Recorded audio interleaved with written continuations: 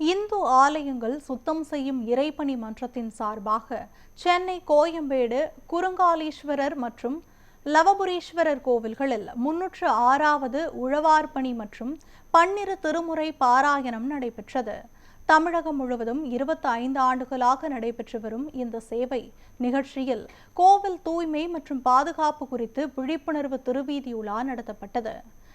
இந்து ஆலயங்கள் சுத்தம் செய்யும் இறைப்பணி மன்றம் சார்பில் நடைபெற்ற இந்நிகழ்ச்சியில் அமைப்பின் நிறுவன தலைவர் பகவத் சேவா ரத்னா, ஆடிட்டர் அரிமா கணேசன் பங்கேற்றனர்.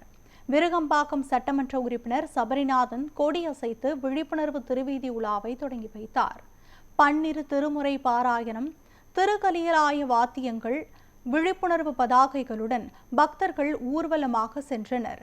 கோவிலில் அடியார்கள் ஒன்று கூடி பன்னிரு திருமுறை பாராயணம் செய்து உலக நலன் வேண்டி கூட்டு பிரார்த்தனை நடைபெற்றது. இந்நிகழ்ச்சியில் 300க்கும் மேற்பட்ட மன்ற அடியார்கள் கலந்து கொண்டனர்.